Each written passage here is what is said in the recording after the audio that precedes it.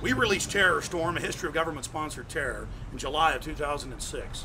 And since then, in just 1 year, it's received more than 7 million views on Google and YouTube alone. We're now releasing TerrorStorm 2nd edition with more than 17 minutes of added, powerful information documenting government-sponsored terror. My friends, if you'd like to get a DVD of TerrorStorm and support the filmmakers, visit Infowars.com or PrisonPlanet.com, or you can also go to PrisonPlanet.tv and download a higher quality version. But whatever you do, please spread this free video to everybody you can so that they can wake up to the fact that the New World Order is real and is attacking the people. God bless you. Here is TerrorStorm, 2nd edition.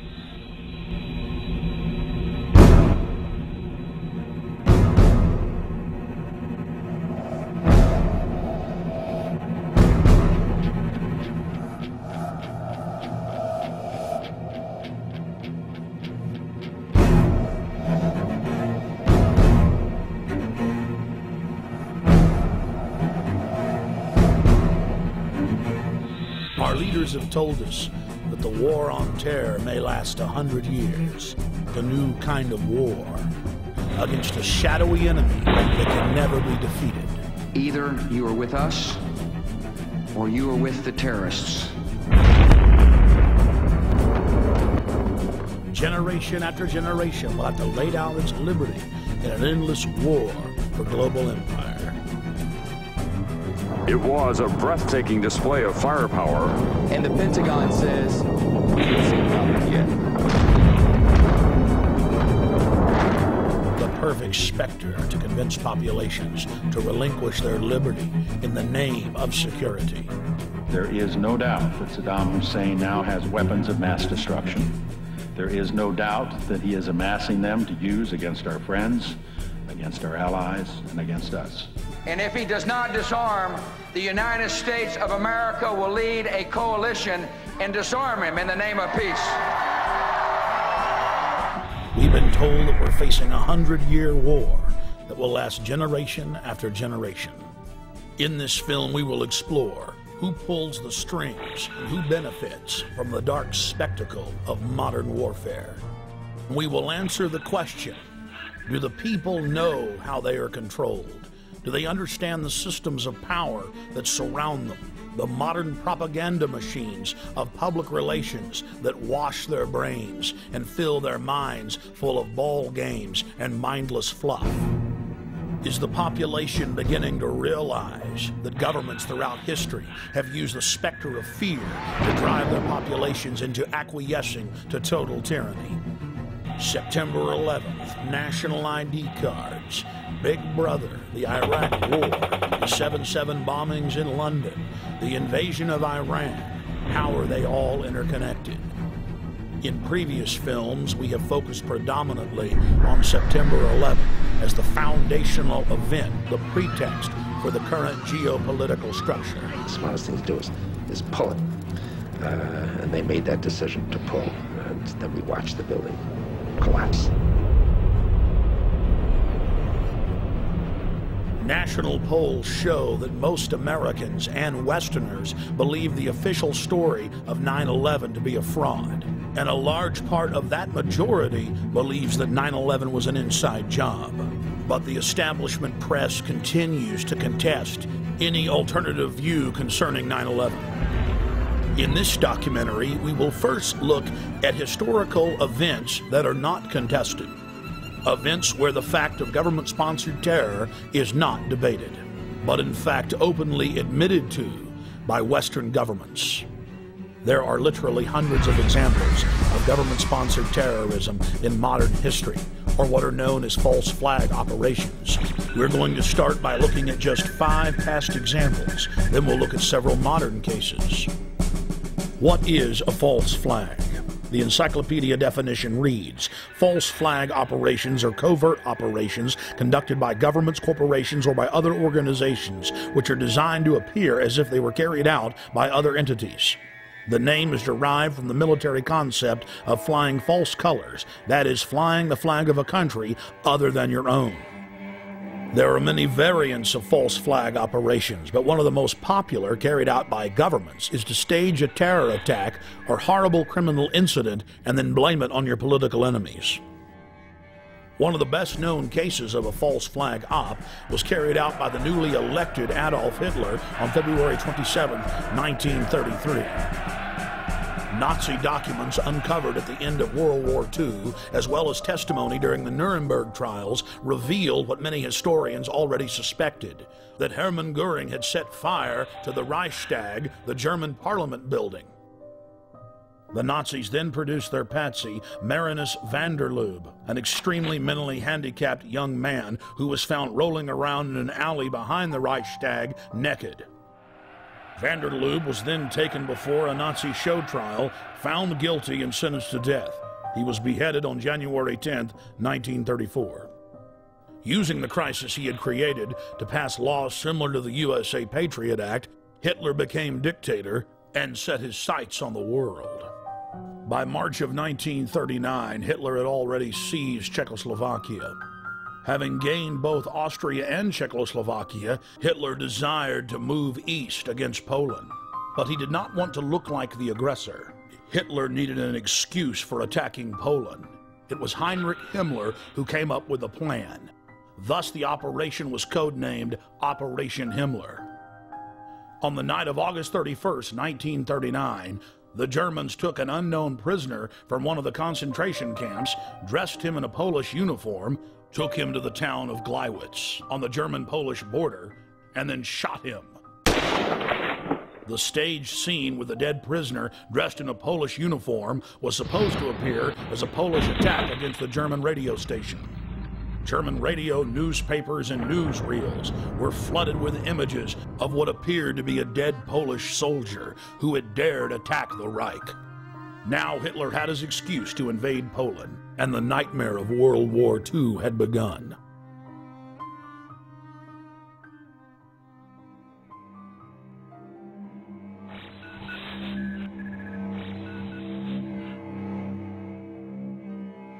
In 1953, the Central Intelligence Agency, working in tandem with MI6, overthrew the democratically elected leader of Iran, Dr. Mohammad Mossadegh. Mossadegh had been educated in the West, was pro-America, and had driven communist forces out of the north of his country shortly after being elected in 1951. Mossadegh then nationalized the oil fields and denied British Petroleum a monopoly. The CIA's own history department at CIA.gov details how U.S. and British intelligence agents carried out terror attacks and then subsequently blamed them on Mossadegh. In the late 1990s, large sections of Operation Ajax were declassified. The field commander of Operation Ajax was none other than the grandson of President Theodore Roosevelt, Kermit Roosevelt. Before his death in 2000, Roosevelt went public to the media, bragging about his patriotism in carrying out terror attacks in Iran and blaming it on the government.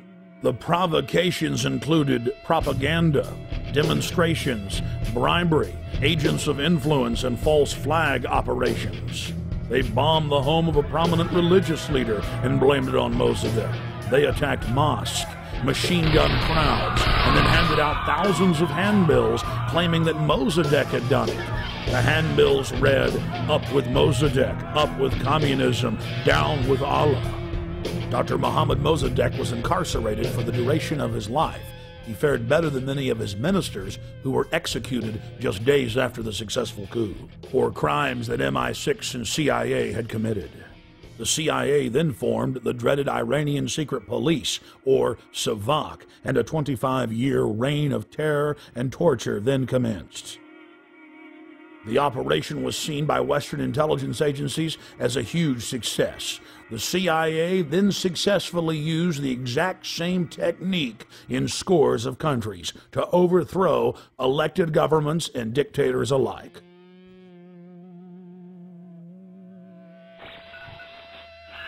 Operation Gladio is an umbrella name for literally hundreds of bombings carried out by Western intelligence agencies and NATO in Italy, Western Europe, the Middle East, Latin America, and Asia. From 1947 until 1981, Italian presidents have gone public admitting Operation Gladio targeted innocent civilians and was to be blamed on leftists and communists. On November 22, 1990, the European Parliament had a resolution condemning the activities of Operation Gladio. The former Italian intelligence chief has come clean concerning Gladio's actions as well. Many other countries have declassified documents concerning Gladio. It is part of the public record that our government and other Western governments targeted trains, buses, schools. Several times operatives zeroed in on school buses, knowing that images of dead children would get the population hopping mad and ready to relinquish their liberties. A particularly bloody bombing at the central station of Bologna, Italy, on the morning of August 2, 1980, which killed 85 people and wounded more than 200, caused some Italian officials to break their silence and begin to expose just a small part of this wicked operation. And now the Gulf of Tonkin incident. In the summer of 1964, President Lyndon Baines Johnson needed a pretext to commit the American people to the already expanding covert war in Southeast Asia. 3 communist PT boats attacked an American destroyer off the coast of Vietnam yesterday, and today President Johnson's response was hard and tough. To any armed attack upon our forces, we shall reply. To any in Southeast Asia who ask our help in defending their freedom, we shall give it.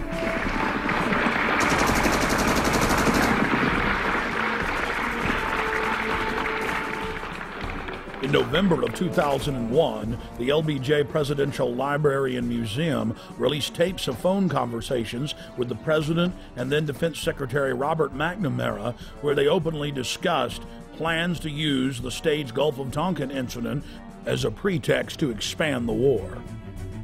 Then, in late 2005, the National Security Agency declassified its own official history of the Gulf of Tonkin and admitted that intelligence agency officers had deliberately skewed the intelligence and claimed that Vietnamese patrol boats had attacked U.S. destroyers on August 4, 1964, when in reality they had done nothing, even while being fired on by U.S. forces. Congress then authorized the Gulf of Tonkin Resolution. The Tonkin Lie paved the way for 58,000 American deaths and over 1.5 million dead Vietnamese. On October 6, 1976, 2 time bombs made of C-4 planted on a Douglas DC-8 aircraft exploded, killing all 73 people on board in the most deadly act of airline terrorism in the Western Hemisphere until September 11, 2001. The plane was carrying Olympic athletes from 3 countries, including gold medal winners from Cuba. Declassified FBI and CIA documents show that the convicted bombers of the flight had been given U.S. visas just days before the attack, and that they were in the employ of the U.S. government. This had been reported on in respected publications for years, but has now been confirmed by multiple declassifications. Cuban plane bomber was CIA agent. Declassified U.S. government documents show that a man suspected of involvement in the bombing of a Cuban passenger plane worked for the CIA. Luis Posada Carrillas.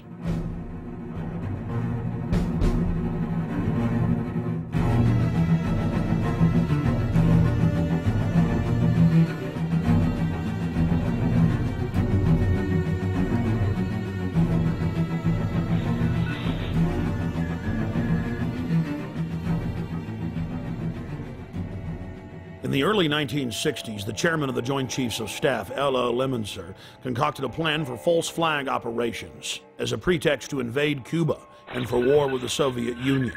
In Operation Northwoods, they planned to hijack jets by remote control, crash them, and blame the attack on Cuba. There were many other terrorist attacks they planned to carry out that were contained within the document. One scenario mentioned was the destruction of a U.S. naval vessel that was to be blamed on a foreign power as a pretext for war with any enemy they picked. President Lyndon Baines Johnson went operational with Northwoods on June 8, 1967 during the Six-Day War. During the Six-Day War between Israel and the Arab nations, the USS Liberty was sent by Johnson to collect electronic intelligence in the eastern Mediterranean. The clearly marked U.S. intelligence ship was 14 miles off the coast of Israel in international waters. A short time after the air attack had been completed, the 3 torpedo boats approached us from our starboard quarter at high speed and in an apparent torpedo launch attitude. Israeli surveillance aircraft flew low over the ship and clearly identified it as an American vessel. At 2 p.m. that afternoon, the USS Liberty was attacked by 3 Mirage 3 fighter bombers.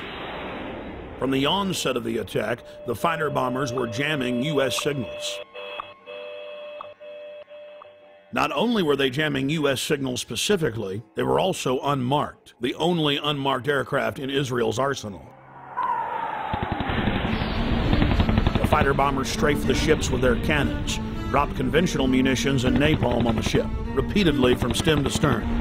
After the Mirages had done their work, the ship was hit by medium bomber Dassault missiles carrying napalm and other munitions like white phosphorus.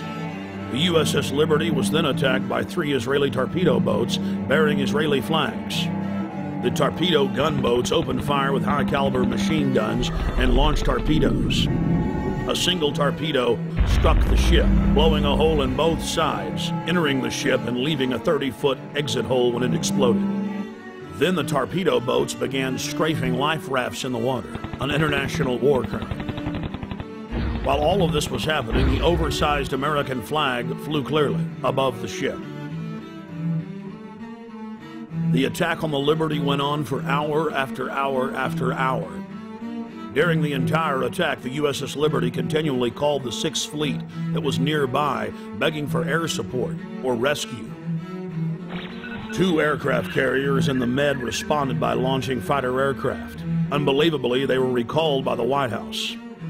Rear Admiral Geist, then commanding the carriers in the Sixth Fleet, called Washington personally to confirm the recall order. Secretary of Defense McNamara came on the line, and then President Johnson himself told Geist, "I want that goddamn ship going to the bottom. No help. Recall the wings." Imagine being Admiral Geist begging the president to allow you to defend an American ship that's under attack and being told by him that he wants the ship going to the bottom. Despite the fact that the U.S. carriers withdrew their help, a Russian spy ship appeared and witnessed part of the attack. After 3 hours into the attack, the Israelis withdrew because there were witnesses, allowing the damaged USS Liberty to limp to safety. 40 years after the attack on the USS Liberty, we know exactly what happened. I've interviewed former chairman of the Joint Chiefs of Staff, Admiral Thomas Moorer. I've interviewed the admirals that were on the line who heard what President Johnson said. I've even talked to the head JAG officer of the Navy, who was ordered to falsify the reports and cover up what had really happened. One of the Israeli pilots has gone public as well, saying that 3 times he refused over his radio to headquarters to attack the ship, saying clearly that it was an American ship in international waters and an ally. He was ordered under threat of court-martial to engage the ship. In a nutshell, this is what happened. President Johnson had personal control over the ship, parked it in the Mediterranean, made a backroom deal with Israel to attack it with an order to kill all aboard. Then the attack on the ship was to be blamed on Egypt. The U.S. would enter the war and take over the entire Middle East. In the aftermath of the attack on the most highly decorated ship in U.S. history, the captain and his entire crew were told they would spend life in prison or be killed if they told anyone what happened. Captain William L. McGonigal was given the Congressional Medal of Honor in secret and told not to tell anyone that he had won the award.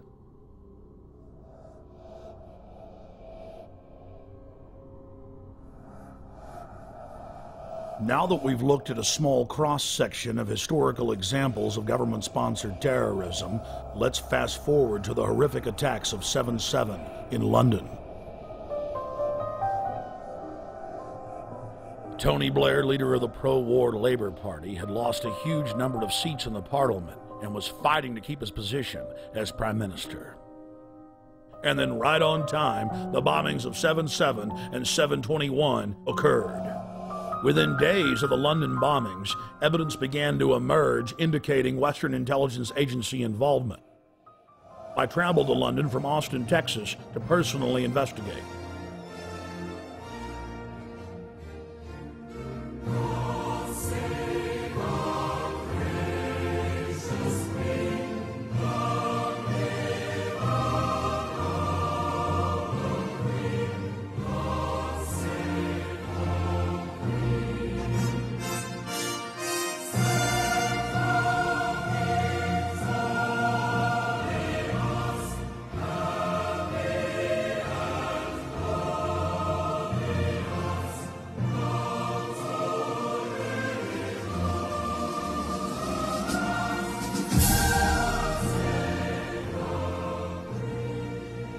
Once I arrived, I was met by Paul Joseph Watson and his brother Steve Watson, who are reporters for my news website, prisonplanet.com.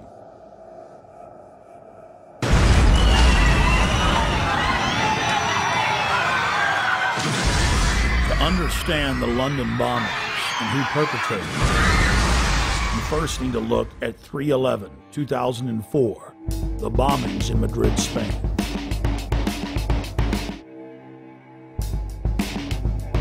Years after the blast that rocked trains in the city of Madrid, Spain, the government admits that Al-Qaeda had no connection to the attacks. Every one of the supposed bombers had intimate links to the Spanish security services, including the head of their bomb squad. The alleged leader of the bombers, who reportedly gave dynamite to the terrorists, was connected to the Madrid bomb squad. And we see the exact same earmarks, the same MO in the London bombings that we witnessed in Madrid. On the morning of July 7th, 2005, 3 trains and a city bus were ripped to pieces when 4 military-grade explosive devices detonated. At 8:50 a.m., 3 explosive devices simultaneously detonated on 3 separate trains. Within minutes, eyewitnesses were reporting to the press that there had been multiple terror attacks. Despite the fact that 3 train cars were burning wrecks strewn with dead and dying Londoners, Scotland Yard for over an hour and a half claimed that all of the disruptions were simply caused by a power outage in the London Underground. Power surge on the Underground, that's all we heard. I mean, the bus was about an hour after the Underground, so that's when I think everybody knew that it wasn't what it was, you know. I think it was just an excuse, power surge, whatever. Why would they say that, though, knowing it wasn't? Trying to cover up, probably, you know what I mean? So there wasn't no panic and everybody sort of like just get on with everything, you know, so... Then mysteriously, 50 minutes into the attack, the London Police Department orders the number 30 Hackney to Marble Arch bus to leave its normal route and to park at the corner of Woburn Square and Tavistock Place. At 9:47, a 4th bomb detonates, killing 13 civilians and injuring many others. Note, out of several hundred buses in service that morning, it's the only bus that the police take special control of and direct to Tavistock Square. I've been walking up and down this road, looking at the bus stops for a number 30. The bus stops have all the numbers of the buses on them individually. There's no number 30 on any of the bus stops. That's because the number 30 bus was specifically rerouted here on that day. To simplify it, there's no bus stop here. There's no number 30 bus stop here, no. Well, that was in the news, that it was specifically diverted here. They admitted that the number 30 bus was the only bus that was directed to a different area of the city. For what reason, nobody knows, but they admit that. So it's very strange that for no reason it would come down this road when it was bombed. Remember, while all this is happening, the police are on radio and TV telling everyone that it's just a power failure, an outage. Meanwhile, commuters on the bus were listening to other radio reports where eyewitnesses were reporting explosions. The supposed bomber on the bus with the rucksack became panicked and began looking in his rucksack in what witnesses said was a confused and frightened manner. Weeks later, police detectives investigating the case said that all 4 of the bombers on the 3 trains and the bus didn't fit the MO, the modus operandi of bombers. They bought 2-way tickets.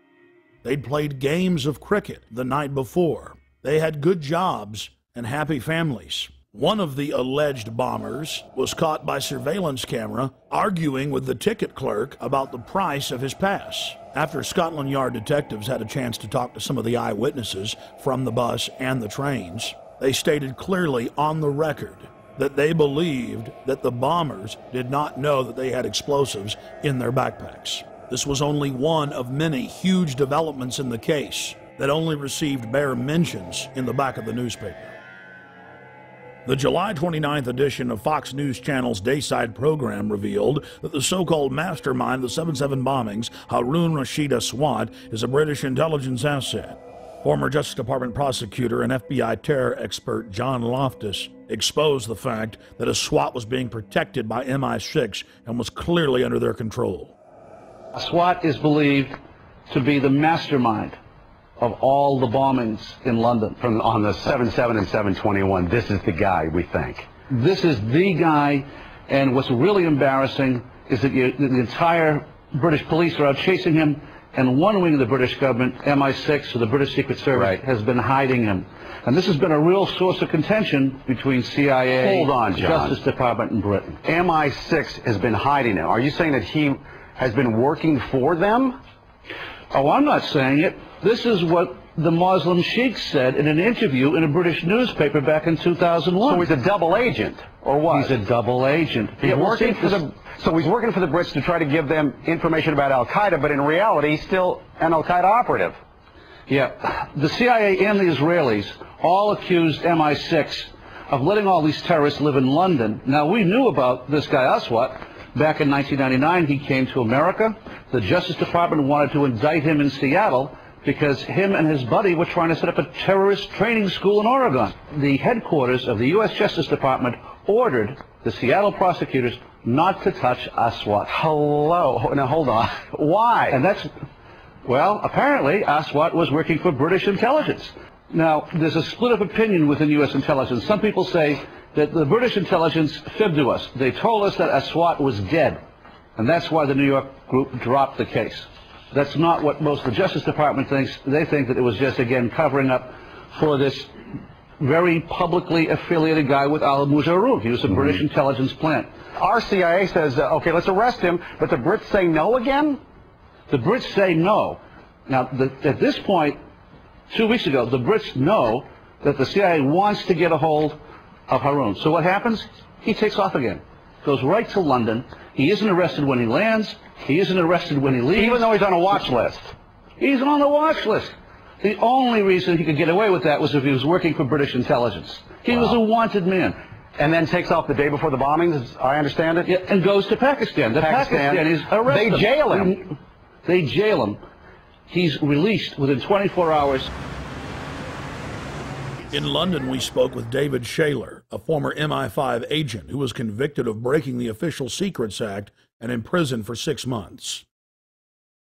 With regard to 7/7, there has been a witness report now included in a local British newspaper called the Cambridge Evening News, in which somebody who was on one of the tube trains says that he didn't see a man with a rucksack. In fact, after the explosion, what he saw was metal pointing upward from the bottom of the carriage.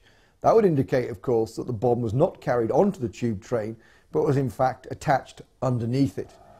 Now again, nobody in the British national press is following that up. Now I hope investigators and the police are. A current member of British Parliament and a former cabinet minister in Prime Minister Tony Blair's government, Michael Meacher, was sacked in 2003 for raising important questions on the eve of the Iraq War.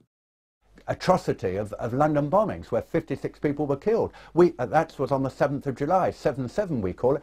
It's a very convenient way of ensuring there is fear of ensuring that there is control, and of ensuring that those who are in the know, and of course we cannot tell you because it is all secret, are in a position of extreme power. As part of our inquiry into the London bombing, we wanted to investigate the suspicious death of Jean-Charles de Mendez. Within days of his brutal murder at the Stockwell tube station in the London Underground, evidence of a cover-up began to emerge. We were at the station just a week after he was killed, and many of the facts we've covered were already public knowledge. But still, some of the locals made excuses for the police. What did you witness with the unfortunate Brazilian man that died? All we saw was the police running into the station with guns. That's all we saw. We didn't see anything else at all. And then after that, a couple of seconds after that, we were vacated down South Lambeth Road. That was all we saw. We didn't see anything else. I mean, are you sad for him and his family that he's dead? Oh, yeah, but at the end of the day, he should have stopped and surrendered, shouldn't he? If it had happened in his own country, he would have been shot down as well. So, with all that's gone on, the police were only doing what they thought was best, as far as I'm concerned. Why do you think he ran? Well, because his visa had run out, obviously, but he's not going to have armed police running after him just because his visa's run out, has he? So, the police were protecting, you know, the people travelling on the tube, so I don't see any wrong in what the police have done at all. I understand your view on that. Why do you think they shot him 8 times in the head? Oh, I don't know. It's a lot of times to shoot him. It is a lot of times to shoot him. How many times did you hear they shot him? 5 at first. 5, and then, no, 3 first, then 5, then it went up to 8. So... And the police admit they tackled him and then shot him. Well, they told him to surrender, didn't they? They told him to stop, and he didn't. He carried on running, so, you know. What else could they have done, as far as I'm concerned? 007, huh? 007. License to kill. Yeah. I still believe that there should be a shoot-to-kill policy.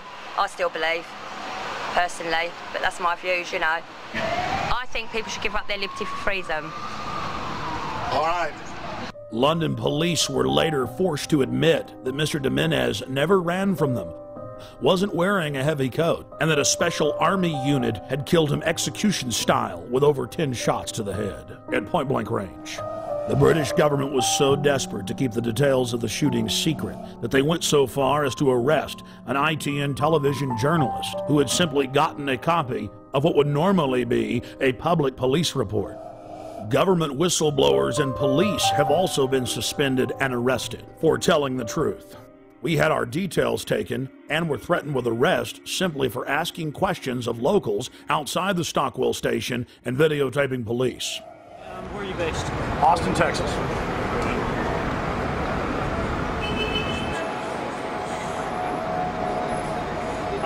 Alex, I'll take your date for 2/11/74.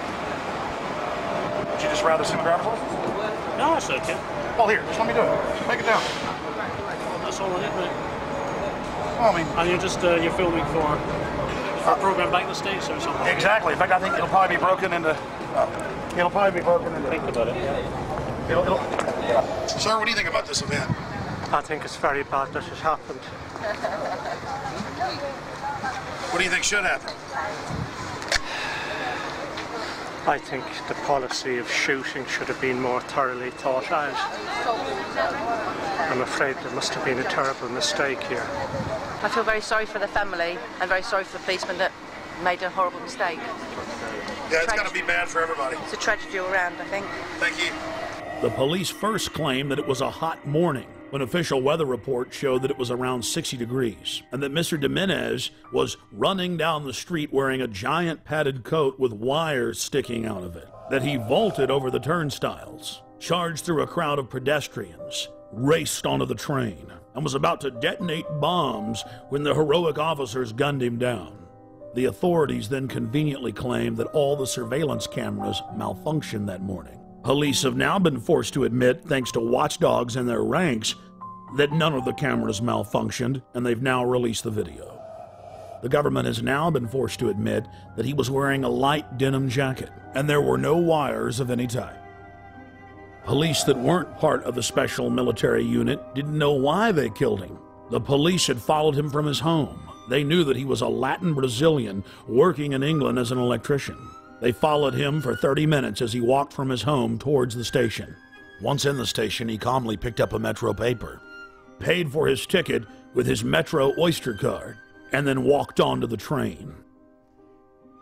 Passengers then reported that they were told to get off the train. Once they'd stepped off, still looking through the windows, they saw the Special Forces police squat on Mr. de Mendez and shoot him over 10 times in the head. Witnesses said de Mendez looked at the authorities as if he knew them. He was like a scared rabbit, and he was killed execution style. The question is why? A special military hit team stalked him and tracked him from his home to the train station, and then killed him in cold blood, making sure he was dead. It's well known that if somebody has a bomb, you don't shoot at them, and you certainly don't get near them. No, Mr. de Mendez had seen something he wasn't supposed to see. He learned a little too much, and he had to be eliminated. Within hours of the 7/7 bombings, Israeli army radio was reporting that Benjamin Netanyahu, the former prime minister of Israel, had been warned not to leave his hotel that morning to attend a meeting less than 100 yards away from one of the train stations that was bombed. The Associated Press ran the headline, "Netanyahu changed plans due to warning." Then the current Prime Minister, Ariel Sharon's office, instructed Israeli officials not to give interviews to the foreign media concerning the warning. Israel's Foreign Office attempted to spin the story, saying that they'd given a general warning to the British that day. Then, several weeks later, the head of Mossad told a major German newspaper that he indeed had issued a warning to Benjamin Netanyahu at 8:40 a.m., 10 minutes before the first blast. Conveniently for authorities, the bus surveillance camera malfunctioned. Something else happened that was convenient for the establishment line. All 4 of the supposed bombers' identification cards survived unscathed at all 4 events. But there was just one problem. In one case, one of the bombers' IDs was found at 2 separate locations. As the evidence mounts, it is crystal clear. Only criminal elements of the British government could stage the attacks and then engage in the cover-up.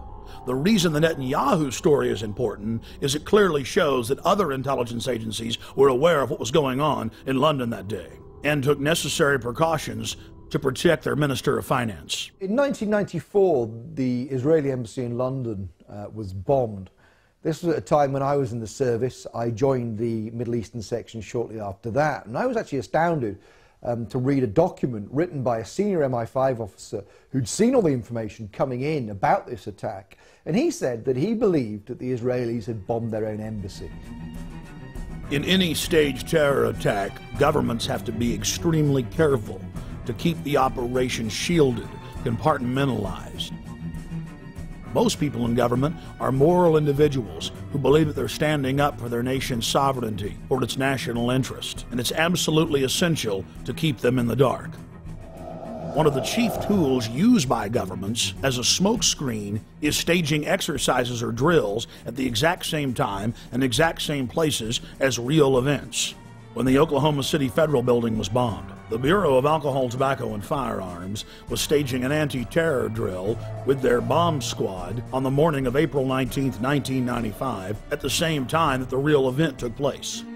On the morning of September 11, 2001, the Pentagon was running 5 separate drills, 2 of the drills targeting the exact same targets at the exact same time. That caused NORAD to stand down, believing it was just a drill. And London was no different. It's important to note that those taking part in the drills need not know that they're part of a larger operation. In fact, it's better for the conspirators that they not be informed. One of the chief reasons this is done is so that if any of the operatives carrying out the attack are caught by other elements of the government, they can simply claim that they were taking part in a drill or an exercise. NSA, Infopol 9, and Echelon-type systems that are scanning for terrorist chatter will be fooled into believing they've simply picked up part of an exercise. On the morning of 7/7 in London, there was a simultaneous exercise targeting the exact same trains, the exact same bus, at the exact same locations, at the very same time. What we're supposed to believe is some kind of coincidence. There was also an anti-terrorist drill going on 7/7. And again, just like 9/11, they were talking about attacks on the same targets, the same kind of tube stations, and exactly the same time as the actual attack happened. We learned of the drills of 7/7 on 7/7 from Peter Power, the head of Visor Consultants, a crisis management firm based in London. Mr. Power was the former spokesperson for Scotland Yard. Mr. Power told National British Television, ITN News, about the drills. Today we were running an exercise for a company, bearing in mind I'm now in the private sector, and we sat everybody down in the city, 1,000 people involved in the whole organisation, but the crisis team. And the most peculiar thing was we based our scenario on the simultaneous attacks on the Underground and mainline station. So we had to suddenly switch an exercise from fictional to real. And one of the first things is, get that bureau number. When you have a list of people missing, tell them. And it took a long time. Just to get this right, you were actually working today on an exercise that envisioned virtually this scenario. Almost precisely. I was up until 2 o'clock this morning because it's our job, my own company, Visor Consultants. We specialise in helping people to get their crisis management response. How do you jump from slow time thinking to quick time doing? And we chose a scenario with their assistance, which is based on a terrorist attack because they're very close to a property occupied by Jewish businessmen. They're in the city, and there are more American banks in the city than there are in the whole of New York. A logical thing to do. And I've still got the... I was going to say, how extraordinary today must feel for you as it unfolds. He repeated himself to BBC Radio 5.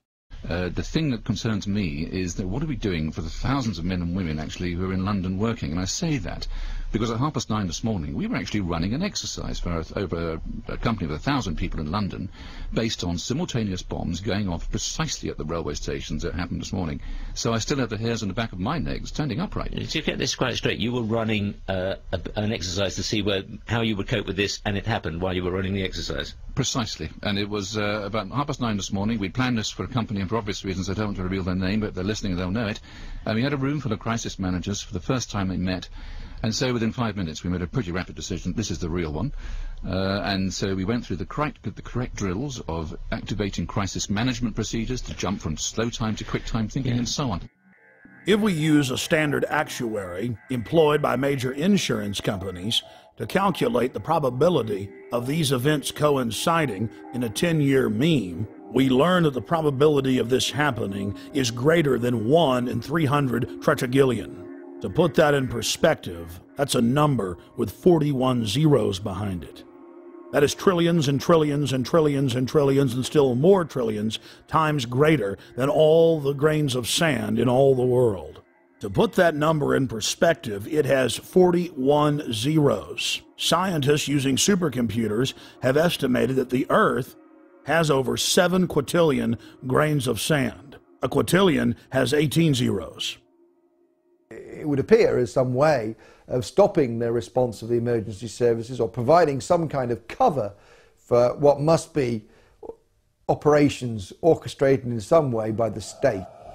The evidence is overwhelming. All the telltale signs are there of government-sponsored terror. Only the British government had the know-how to carry out the attacks and to control the situation before and after the bombings. And of course, there's all the other admitted cases where the British government has hired terrorists to carry out assassinations or carried out bombings in their own country as a pretext for political control. And then, of course, there's qui bono, Latin for who benefits, who stands to gain. In the weeks leading up to 7/7, Tony Blair's poll numbers had fallen to the lowest point in his 7-year administration. Blair came an inch from losing control of the parliament and was fighting calls from within his own party to step down as prime minister. Support for the war was dismal. Despite the bombings, which did improve his approval ratings and support for the war, he was still only barely able to maintain control over the British House of Commons.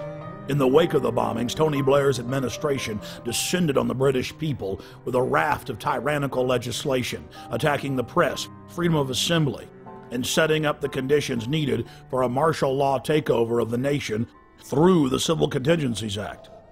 And of course, the bombings took place while world leaders were meeting in Scotland, so Bush and Blair could grandstand and blame the whole thing on Iraq, legitimizing their war. Despite the fact that the G8 World Summit was coming to England on July 7th, the British government lowered the terror threat on the London Underground in early June and conveniently lowered security.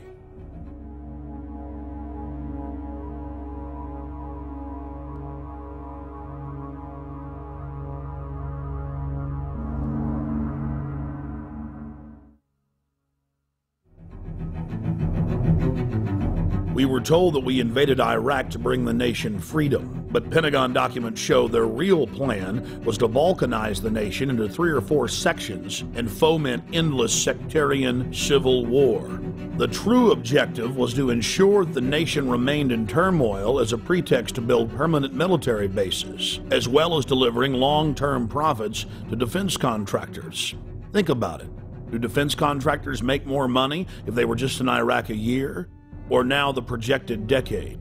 United States, British, and Israeli forces have all been caught repeatedly carrying out staged terror attacks in Iraq in an attempt to keep the war going.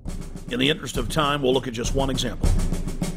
In late September of 2005, in the British-controlled city of Basra, 2 British Special Forces SAS commandos attacked a group of police at a checkpoint, killing one and injuring another. When they were finally subdued and brought into custody, their car was filled with plastic explosives, automatic weapons, rocket-propelled grenades, and other bomb-making materials.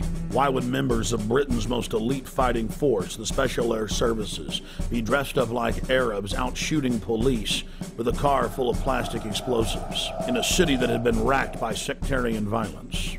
The governor of Basra in Iraq ordered that the British soldiers be held for trial for the murder they'd committed. Within hours of their incarceration, dozens of British tanks and hundreds of soldiers assaulted the main police station in Basra, killing jail guards and police in the process to free the 2 commandos. Over 150 prisoners escaped, and the controlled mainstream media reported on the incident as if it was no big deal. We cannot wait for the final proof. The smoking gun. It could come in the form of a mushroom cloud. The United States knows that Iraq has weapons of mass destruction. Saddam Hussein already possesses 2 out of the 3 key components needed to build a nuclear bomb. In early February of 2006, members of the British government leaked documents that the White House admits are authentic. Known as the White House Memo, it is the minutes of a pre-war meeting between Prime Minister Tony Blair and George Bush in the Oval Office. The minutes contain the discussion of a classic false flag operation, where Bush tried to lure Saddam into war using UN aircraft. Mr. Bush told Tony Blair of the extraordinary plan during a meeting in the White House on January 31, 2003, 6 weeks before the war started, the Times of London reported. The Times reads, President Bush had plans to lure Saddam Hussein into war by flying an aircraft over Iraq painted in UN colors in a hope he would shoot it down. The memo also contained details of President Bush's plan to have defectors claim they had seen weapons of mass destruction that didn't exist. Well, it is perfectly true that we now know that the evidence, both in the United States and in Britain, which was put before the people, turns out to be wrong. It was known to be wrong. It was fed to Parliament. It was fed to Congress in order to get the necessary support. But we don't want the smoking gun to be a mushroom cloud. When Congress threatened to block the reauthorization and expansion of the USA Patriot Act in 2006, President Bush announced that he would still enforce the law even if it was not a law. That, by its definition, is dictatorship. When President Bush was caught secretly paying off reporters and newspapers and television stations across the country to the tune of $1.6 billion in 2 years, the Governmental Accounting Office declared it illegal. Every single action by itself was a felony, and there were tens of thousands of instances. President Bush simply said that he was above the law, and it didn't matter if Congress said it was illegal, he was going to continue the practice. When a leader declares themselves above the law, you are living in an official dictatorship. We have found out from our time in the services that there are certain people in the press who work as agents of influence of the intelligence services. In Britain, it's very easy to reward people with privileges, with contracts, with honours, with appointments to the House of Lords, with knighthoods and so on. So no money has to change hands, but those people know very clearly that they have a job to put out propaganda on behalf of the services. Now, I have no problem, of course, with the services arguing their case in the media, but if they're going to do that, like anybody else, they should declare where they come from and why they're stating that point of view. Fortunately, as a result of our book, Spies, Lies and Whistleblowers, One of the prominent agents of influence, in fact two prominent agents of influence, Dominic Lawson and Con Coughlin, who both work for the Sunday Telegraph, have had to resign. Because of course once you're exposed as an agent of influence, you can no longer do that job because people just simply say, well, he's saying that because he's working to an MI6 brief.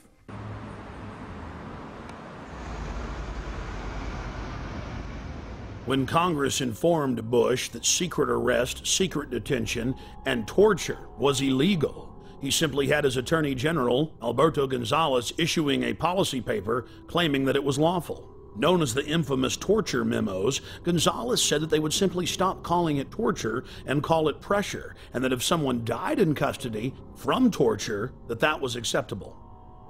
But White House counsel John Yoo went even further. In memos that he wrote for the president that were used by the military as their authority to engage in torture, he stated that they could even torture small children in front of their parents, in some cases sexually. And in another shocking turn, President Bush has taken to signing pieces of legislation that haven't even passed the Congress.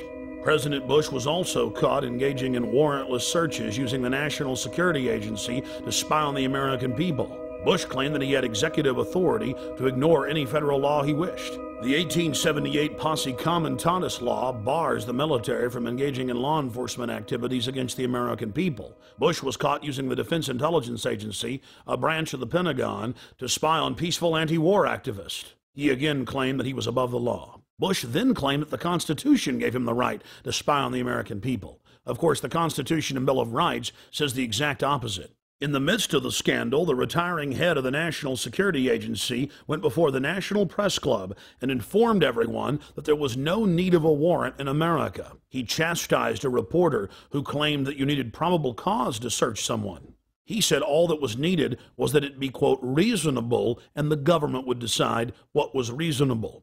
My understanding is that the Fourth Amendment of the Constitution specifies that you must have probable cause to be able to do a search that does not violate an American's right against unlawful searches and seizures. Actually, the Fourth Amendment actually protects all of us against unreasonable search and seizure. But that's what it says. The measure is probable cause, I believe. The amendment says unreasonable search and seizure. But does it not say probable? No. The court standard, the legal standard is probable cause. General, you used the terms just a few minutes ago, we reasonably believe. And a FISA court, my understanding is, would not give you a warrant if you went before them and say, we reasonably believe. You have to go to the FISA court, or the Attorney General has to go to the FISA court and say, we have probable cause. And so what many people believe, and I'd like you to respond to this, is that what you've actually done is crafted a detour around the FISA court by creating a new standard of reasonably believe in place of probable cause, because the FISA court will not give you a warrant based on reasonable belief. You have to show a probable cause. Could you respond to that, please? Sure. I didn't craft the authorization. I am responding to a lawful order. All right? The Attorney General has averred to the lawfulness of the order. I will now read the Fourth Amendment in its entirety. The right of the people to be secure in their persons, houses, papers, and effects against unreasonable searches and seizures shall not be violated, and no warrant shall be issued but upon probable cause, supported by oath or affirmation, particularly describing the place to be searched and the persons or things to be seized. Notice the Fourth Amendment clearly states no warrant shall be issued but upon probable cause, and that must be supported by an oath or affirmation, and particularly describing the place to be searched and the persons or things to be seized. That is the definition of reasonable. Reasonable is having a witness and having probable cause, and specifically knowing what has been done that is wrong and against the law that you're searching for, not just, oh, we say we're being reasonable. The National Security Agency director clearly knew what he was doing. He knows that 99% of Americans have no idea what the Fourth Amendment actually says. So he claims that it's okay for them to spy on us without a warrant, counting on us being ignorant. That ignorance needs to end. Or maybe he's looking at a Fourth Amendment that the rest of us haven't seen. Several years into the occupation of Iraq, President Bush told the world that they had freedom of the press. Now it's been revealed that if you write one story critical of the occupational government, you are instantly arrested and sentenced on average to 30 years in prison. In some cases, reporters are simply executed or tortured. Then it came out that the Pentagon was covertly controlling almost every major newspaper in Iraq, and that PR firms were writing most of the stories in the United States. But it's not just going on in Iraq. Billions and billions of dollars a year are spent paying off reporters, planting fake news stories, and producing fake newscasts. The military calls this info wars, seizing the mind of the enemy, and they are treating the American people like an enemy. When you learn that the Pentagon, the CIA, and the White House are openly engaging in military-style propaganda against the American people, then you begin to realize why large portions of the American population simply don't have their facts straight. We asked David Shaler about MI5 and MI6 connections to Al-Qaeda.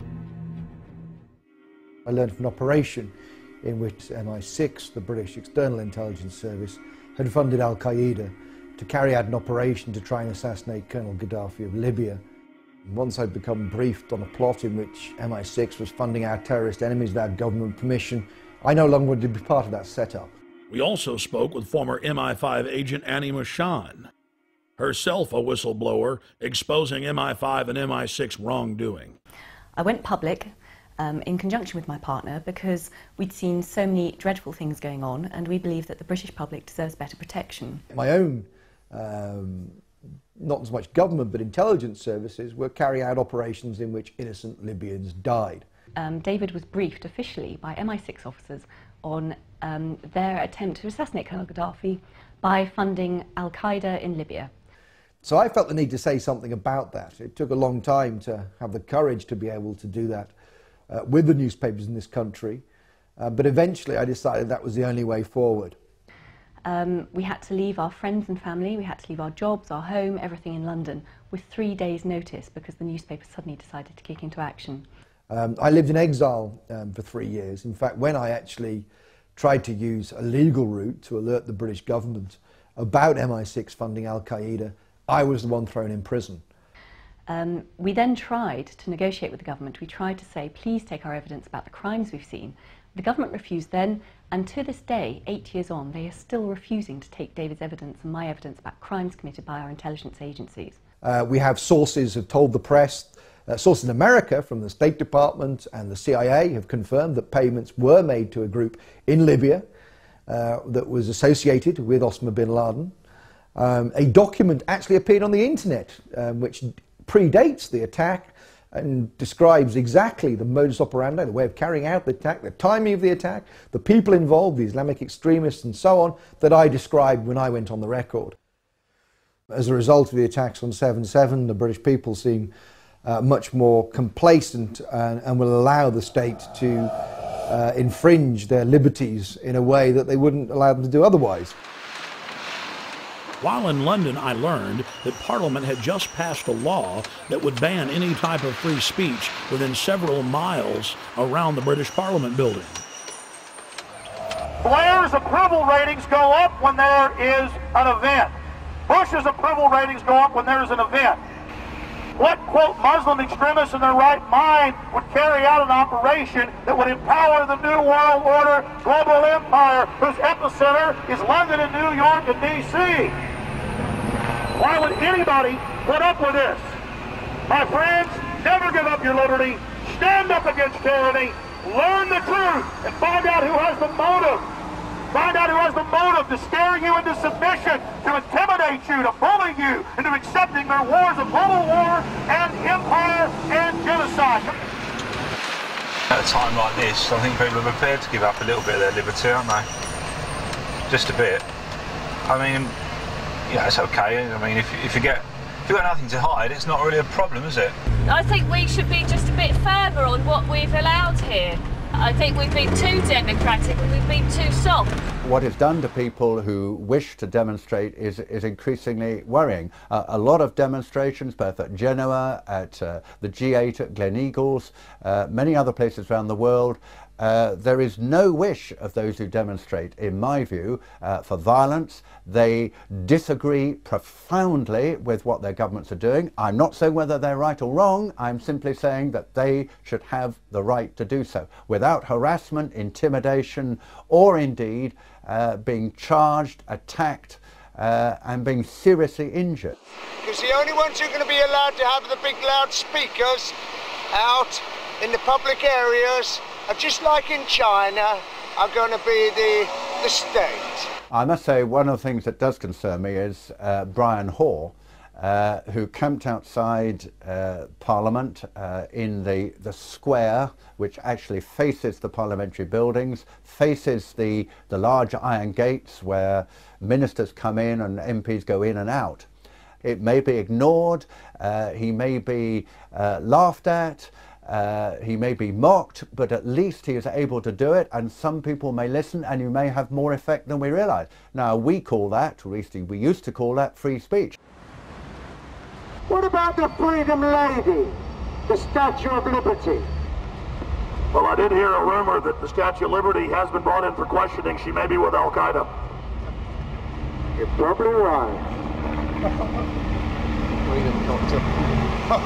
6 times they've taken me to court. Oh no, we took them to court this time, by the way. We took Mr. Charles Clark, the Home Secretary, and Mr. Ian Blair, the Commissioner of Police. I was the complainant, they were the defendants, and it was found in my favour. It is very much of concern that we've actually got an Act of Parliament which in one of its sections is clearly designed to prevent him or people like him putting across a message which they feel passionately about and which could be heard within the confines of Parliament. I find that very worrying. I bullhorned Parliament 3 days before the law went into effect. George Bush carried out 9/11. Do you think some people in a cave, were able to have NORAD stand down? Do you think that people in a cave were able to have all of this happen? It's a total and complete fraud. The New World Order is using terror to scare you into submission, and they will be defeated. And here in this supposed free country where they're trying to pass a law to stop this, they're here to talk to us. I witnessed local activists bullhorning Parliament, and the local police didn't have a problem with that. But as soon as I got on the bullhorn and began talking about pertinent issues, they became very upset and enrolled me into some type of troublemaker database. You've got to understand that governments stand to gain from terror, to scare you into submission, to attack. Dick Cheney, in September of 2000, openly wrote a document called Rebuilding America's Defenses, and he said we need a Pearl Harbor event. The U.S. government wants to carry out terror attacks to blame it on their enemies. 9/11 was a self-inflicted wound. 9/11 was an inside job. It was orchestrated. It was engineered by the globalists. A few weeks after returning to the United States, I then read in the newspapers in horror that I had indeed been enrolled in a terrorist database. The identity cards, the compulsory identity cards that have been proposed for the first time in our history, around about 80% of the British people oppose the introduction of these cards. And it's not just cards, it's the databases that go behind that allows the state to access private information and so on. And yet as a result of 7/7, it seems that these things will be steamrolled through our Parliament. Wherever we look at the moment, there are assaults on civil liberties as a result, of course, of the so-called war on terror. Similar guidelines have been implemented inside the United States. A Virginia anti-terror training manual lists property rights activists as potential terrorists. A Texas manual lists those wearing Levi's jeans, having cell phones, and who are, quote, friendly towards the police as potential terrorists. In Arizona, they list those that make frequent references to the U.S. Constitution as potential terrorists. All of these guidelines have been produced by the federal government and distributed at the state level. The federal government itself has told police to be on the lookout for drivers who have road almanacs or driver atlases. All across the planet, governments are restricting free speech and setting up so-called free speech zones to stop their populations from demonstrating. Months later, Paul and Steve Watson came to Texas and joined me live on my radio broadcast to discuss the aftermath of the London bombings. We are joined in studio by Steve Watson and Paul Watson. Guys, you've been in the United States now for about 7 days. How have you liked it? It's been pretty good so far. Obviously, it's all Western culture, so it's pretty similar. When we were in London, I mean, there were so many facets to it. But what was it like to have the police march up to you and tell you to turn your camera off when you were just on a public street interviewing people?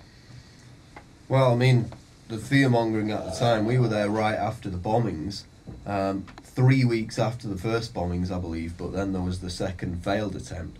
So the state of panic was still quite high, even though Londoners basically were apathetic to the attack. They just got on with their lives. They weren't really buying the government propaganda on it.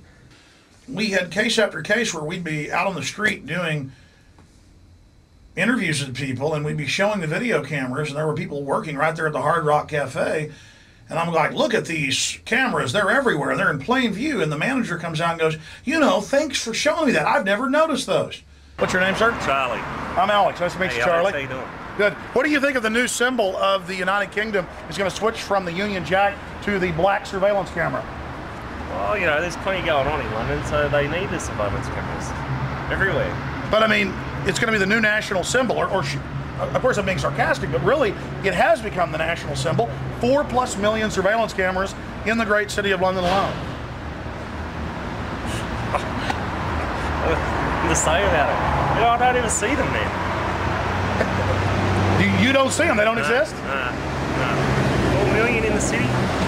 That's the first time I've even noticed they're there, and I've been working here a year. Out of sight, out of mind, huh? That's it, that's it. That's kind of Orwellian, though. You seem like a smart guy, but did you know only the smartest people in the inner party know how to engage in doublethink and doublespeak, where you don't even notice the cameras that are there? In fact, if you say they're not there, they're not there. Here, together, let's say they don't exist. All right, they don't exist. 2 + 2 = 5, hey. Hey, you could get an inner party membership. All right, I'm into it. I mean, that was actual doublethink. Steve, Paul, you want to comment on that?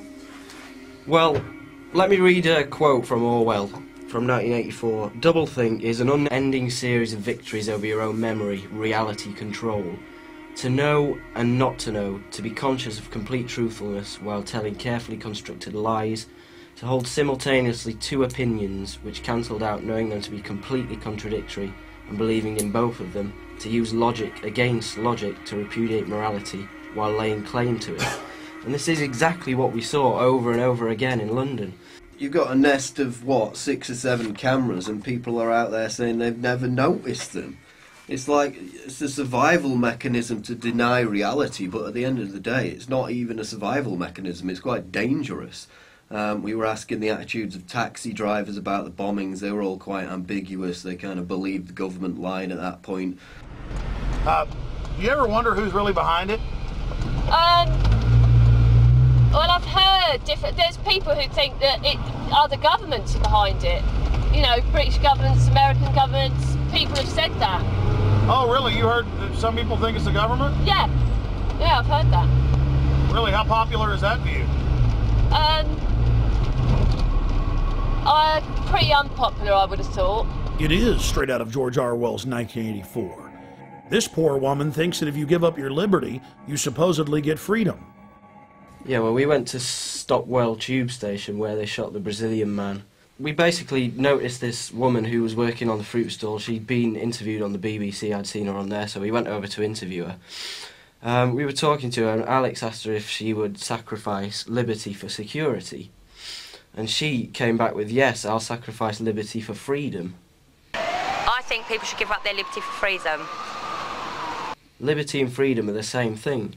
We then asked her again to clarify, just in case she made a mistake, and she said the same thing again. She was willing to give up liberty for freedom, which is really, it's direct doublethink, because the two things mean the same thing. We found the same mindset in Crawford, Texas, outside Bush's ranch, that we witnessed in England. Populations who are willfully ignorant, who revel in being lied to. Well, we're on our way out to Crawford, where President Bush is vacationing for 5 weeks. He spent about a fourth of his time in the administration out here at his Hollywood set. Though he admittedly is afraid of horses and cows and many other forms of wildlife, and of course he was born in Kennebunkport, Maine, and spent most of his life there, he likes to put on a cowboy hat and a big belt buckle and strut around. He meets with all these different world leaders and decides to, basically how to carve up the world. He meets with the Saudi leaders and holds hands with them. He meets with Ariel Sharon. He meets with leaders from all over the world, but he certainly doesn't meet with the mothers of dead soldiers.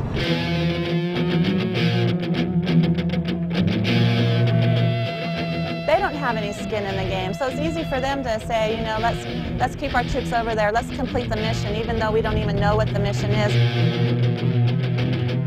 That's really a theme, that we got to get them before they get us. Do you think Iraq attacked us on 9/11? Maybe not Iraq itself, but the belief in the cause that those people have did. Yeah, absolutely. 15 of the 19 hijackers came from Saudi Arabia. Bush is out at his ranch holding hands with the royal princes, but then we've got to go into Iraq. No, I mean, seriously, sir, it's a serious issue. I know where you're going. Where do you think we're coming from, though, sir? I mean, tell me. A lot of you are trying to connect this, we're in bed with Saudi Arabia BS, and this is all a big farce to get Saudi oil and all that. That's not what it's about. So our government isn't in bed with Saudi, okay. While in Crawford, we ran into Ray McGovern and spoke with him about Iraq. Ray McGovern is a retired, senior-level CIA analyst whose career spanned the administrations of John F. Kennedy to George H.W. Bush. His duties included chairing national intelligence estimates and preparing the president's daily brief. I believe that they are still interested in permanent military bases there. I believe they are still interested in controlling the oil from that part of the world. And so it will be stay the course. It will be 6, 7, 8 U.S. troops killed every day or every week. And what's below the surface here was revealed to me by a very well-heeled gentleman who came up to me after a speech I made outside of Milwaukee in a very affluent suburb. He said, "Mr. McGovern, get real. I mean, what's your problem?" He said, you don't have any problem with, you don't deny that we need the oil, do you? And I said, no. He said, well, 6, 7, 8, 10 Marines a week for the oil, you have to admit that's a very, very cheap price for the oil. I said to him, how do I handle this? I said, well, the utilitarian argument is probably the best. I object to it, said I, because we can't do it. There are 1.3 billion Muslims in this world. They're not going to let us do it. It's already widening. The borders are porous. We can't do it. Well, that didn't convince him. He said, well, I think we can do it. I said, oh, well, suppose your son was one of those 6 killed in Iraq last week. And you know what? He looked at me like it had never occurred to him.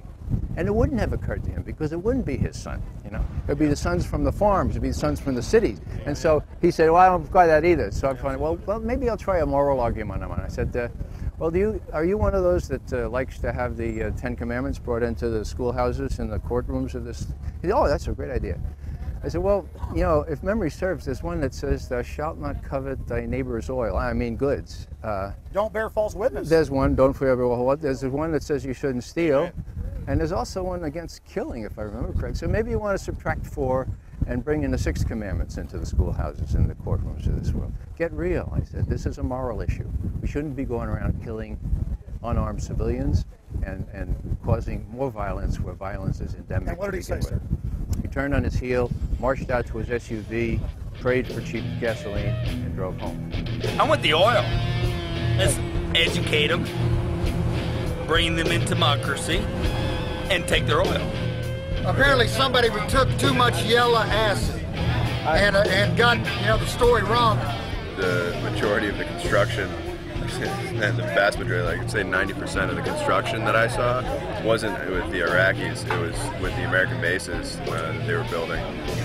Concrete structures, incredibly permanent, designed to house thousands of soldiers for a long period of time. The American people are being kept in the dark about all this. If it weren't for shows like yours and for a few others and the internet, people would never have a chance to learn the truth of this. What Cindy Sheehan has done has brought a human dimension to this. They said, look, people are getting killed, including my son. A lot of Iraqis are getting killed. Why don't we face up to whether this war makes any sense at all? Do we really want to have our young people sacrificed for what? We don't know. We don't know what's going on. To tell you the truth, my kids don't know the things that are involved in the decisions I make at my house. And that doesn't mean that they need to be involved in the decisions, because I know better than they know. It's because I'm more informed, and I'll give him that same benefit. You know, we did elect him. Where have we lost our freedom? All across the... Where? They're using Homeland Security against topless bars. They're using Homeland Security against toy store owners. They're using Homeland Security against pot dealers, and that's wrong. They're using Homeland Security, quote, against gang members. It's admitted. Are you familiar that the Gulf of Tonkin never happened? LBJ tapes have now been released. We went to war. Well, you know, I just got to point out to Wolfowitz and Pearl and Feith and Abrams and Wormsers, you know, people like that, who this has been their plan, and it's about, you know, it's about imperialism. It's about abusing a nation's natural resources. It's about greed and power, and it's nothing about keeping America safe or freedom and democracy for the Iraqi people. You know? I believe that America, right from the start of the Bush administration, has been focused on the use of American military power in order to extend control by America of strategic areas in the world.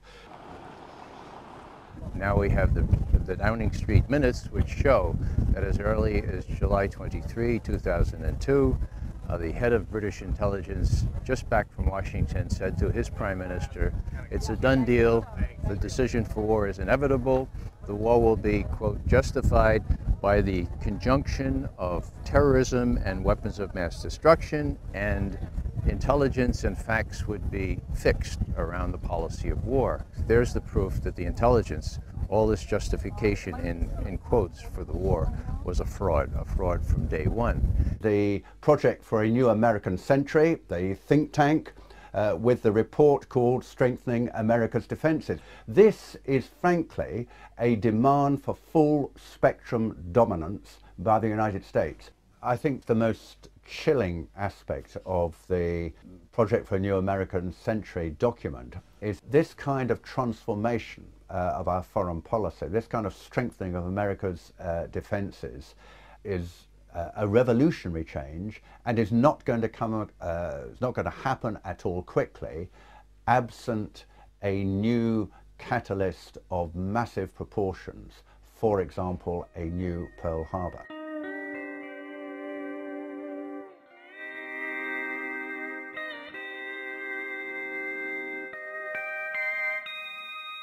In Crawford, Texas, we found individuals who believed the weapons of mass destruction were found in Iraq. No weapons of mass destruction were found. Are you kidding me? Do you buy that? Yes. Of course there were mass. Of course there were. David, there were. Yeah. This guy would make a great citizen in George Orwell's fictitious 1984. If we took them all away, does that still mean that if he had the capability, would he still? See, that's in the mind. Well, she's got an ad on TV that said he lied, my son died. You know, he doesn't lie to nobody. What did George Bush lie about? He said he was going to protect his country. Weapons of mass destructions. That no matter what it took to keep the enemy out of our backyards. He never said there weren't going to be nobody killed. That's war. I think they're saying that Bush lied about WMDs, not about troops were going to die. But did he though? Those weapons were there.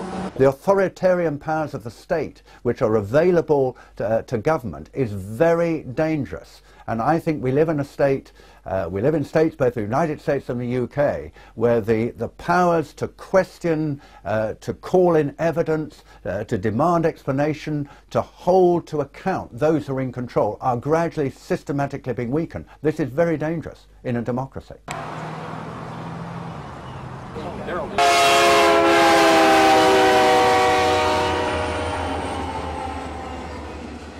Now, Dick Cheney and John Bolton and others have been saying Iran poses an immediate danger. They could get a nuclear weapon before we know it. All the same things they said about Iraq. And so we have to do something about that now. You know, he said the same thing about Iraq, and it, like you said, he was caught red-handed. It's proven to be lies.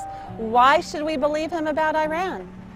I'm pleased to tell you, American people, that the National Intelligence Estimate just put out on Iran says that Iran cannot possibly have a nuclear weapon for 10 more years. Let me say that one more time. Iran can't be a nuclear power, weapons-wise, for 10 more years.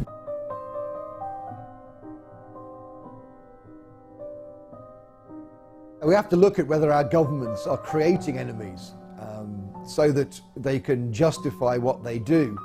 Of course, two of the biggest funders of American presidential campaigns are the oil industry and the arms industry. And it's in their interests that we invade places like Iraq. We're going to let the Israelis, or we're going to do it ourselves, attack the nuclear facilities in Iran. Now, people say, that's crazy. That is absolutely crazy. I agree. The problem is, folks, the people running our policy toward Iraq and Iran were widely known in the 1980s when I was briefing the Vice President and others as the crazies, okay? The crazies. You come in on Monday morning and somebody would say, guess what the crazies did late Friday night? And you'd know exactly who the reference was. It was to Wolfowitz, it was to Pearl. So all the same folks, some of them who have deserted the sinking ship like proverbial rats, okay? But it was Feith, Wolfowitz, and the rest of them. They were the crazies. There's a lot of other people that are have a dissenting opinion about this war, and then has another view of this war other than Cindy Sheehan, and other people have lost sons in this war and daughters. She needs to really go home and do this little protest some other way besides trying to make things sound like she's the only voice of America. 3 weeks later, this gentleman and many others got their wish. Free speech was banned for hundreds of square miles around Bush's Crawford Ranch. Now you can only protest on private property or designated free speech zones where no one can even see your protest. Look, tourist stuff's popped up here now. Let freedom ring. We decided to cap off our day in Crawford by traveling down the public highway to where the Secret Service had blocked off the public road 2 miles before the entrance to Bush's ranch. We were promptly told, as if America is now a third world police state, to get out of there, despite the fact that we were credentialed press. You need to get back in your car and can't stand it. Really? Yeah, you have to get off the Oh, we're off the road, okay. Or is it all right to stand over here? past your cars where you can stand. Oh, but the barricades are here. So let me get this straight. You believe that the U.S. government crashed those airplanes into the World Trade Center? Yes, the evidence shows it. You're full of Take a hike. The whole point about 9/11 is that it gave a pretext for a preconceived plan. That plan is in the PNAC document, which precedes 9/11 by almost a year. It became clear to us that the administration was using the corruption of intelligence to justify a war that need not happen. In my opinion, when you look at the details of 9/11 and you read reports that there were planes that supposedly contained terrorists but did not take off that day, and that the Flight 93, for example, was supposed to be aimed at either Capitol Hill or the White House, you're in fact looking at a coup d'etat, that they wanted to destroy the infrastructure of American government. There are a host of unanswered questions on all of this.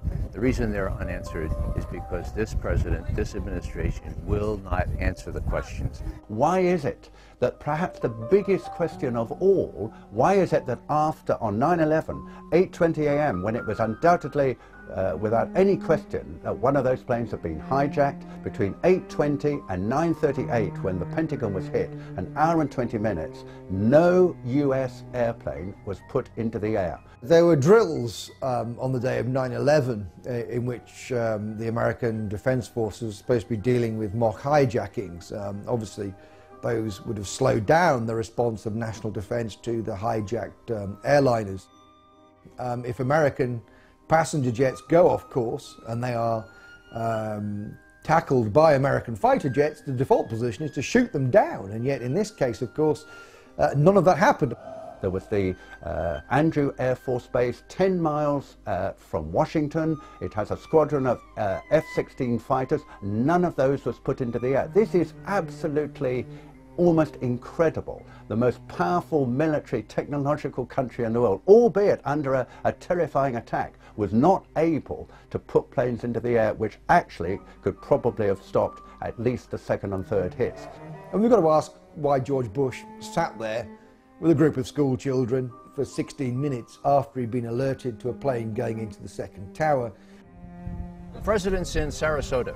He's told that the second plane has hit the World Trade Center. And the Secret Service guy immediately says, "We're out of here." The president stays for 30 minutes, folks, for 30 minutes. Now, how do you explain that? I've talked to all manner of Secret Service people. They say, "We're out of here" was exactly the right reaction. Everyone knew where the president was. If not the president, you might have had some concern for these little kids. Why did he stay for 30 minutes? Why was he countermanded? The implication, of course, is he knew exactly what was going on, but he knew that he wasn't under attack. I think all of this needs to be explained. It wasn't in the congressional report. There was no serious examination of it. And there is the amazing statement made in the official congressional report that the American authorities have not managed to trace the source of the funding. And then the most amazingly disingenuous statement ultimately is it of little consequence. It is of massive consequence. The head of Pakistani intelligence at the ISI, Lieutenant Mahmoud Ahmed, requested Omar Sheikh, who is a well-known Islamic extremist who is now actually in prison in Pakistan, to wire $100,000 to Mohammed Atta, who was the lead hijacker. It is absolutely astonishing that lead has never been followed up.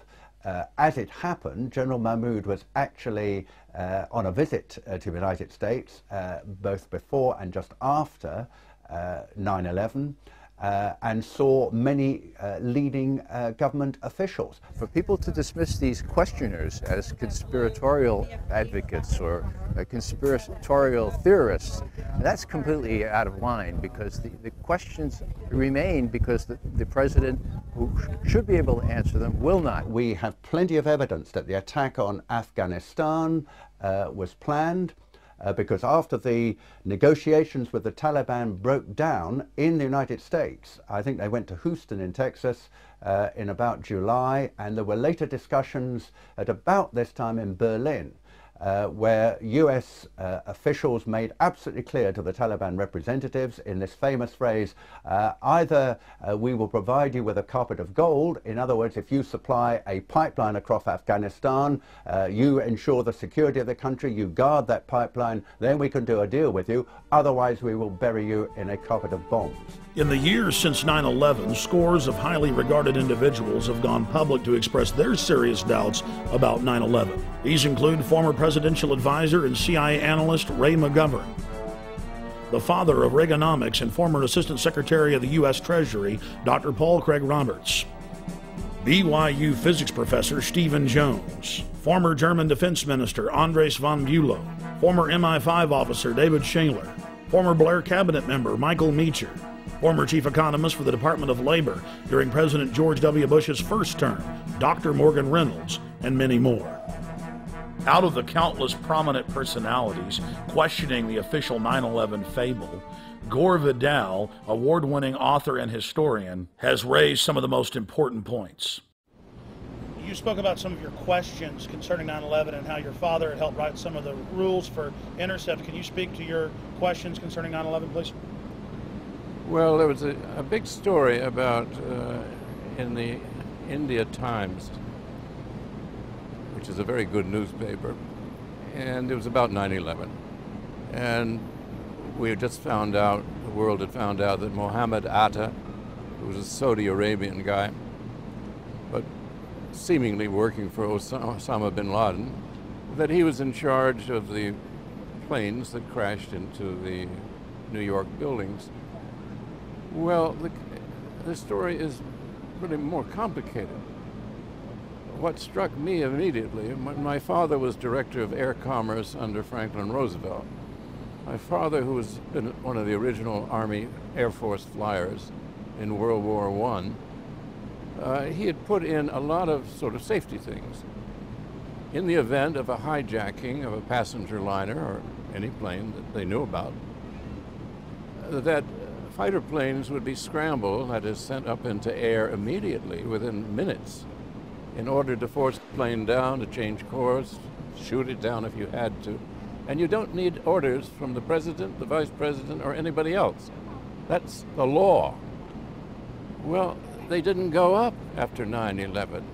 Everybody knew what had happened, and the planes were still on their way to Washington to hit the Pentagon, when suddenly from Otis Air Base comes one fighter plane. Otis Air Base is in Massachusetts. Might just as well have been in Canada. That was the only fighter plane which, according to law, they all should have been up there, and not one went up. Well, that could only happen if somebody had told them to stand down, not to respond to what was, after all, their sworn duty. That's the Times of India broke the story, and then that well-known radical rag, the Wall Street Journal, also wrote about it. I thought by then places like the New York Times would have waked up, but the New York Times is incapable of waking up to anything important. Months before 9/11, on June 1st, 2001, Dick Cheney ordered then Secretary of Defense Donald Rumsfeld to issue this order to NORAD and the Pentagon. The document revoked their standing orders to shoot down errant or hijacked aircraft and instructed them to stand down until they were given orders by the President, Vice President, or Secretary of Defense. Then on 9/11, NORAD and the Pentagon waited for over an hour while the attacks were taking place for the orders to defend America that never came. Here is Transportation Secretary Norman Mineta testifying before the 9/11 Commission about an aide coming in to the Vice President on the morning of 9/11 as what was reported as Flight 77 was approaching the Pentagon. From the exchange, it is clear that Dick Cheney was ordering an ongoing stand down. I wanted to focus just a moment on the Presidential Emergency Operating Center. You were there for a good part of the day. I think you were there with the Vice President. And we had that order given, I think it was by the President, that authorized the shooting down of commercial aircraft that were suspected to be controlled by terrorists. Were you there when that order was given? No, I was not. I was made aware of it during the time that the airplane coming in to the Pentagon. There was a young man who would come in and say to the Vice President, the plane is 50 miles out. The plane is 30 miles out. And when it got down to the plane is 10 miles out, the young man also said to the Vice President, do the orders still stand? And the Vice President turned and whipped his neck around and said, of course the orders still stand. Have you heard anything to the contrary? Well, at the time I didn't know what all that meant. And the flight you're referring to is the flight that came into the Pentagon. Vice President Dick Cheney had bound the hands of the military behind their backs, and he was refusing to cut them.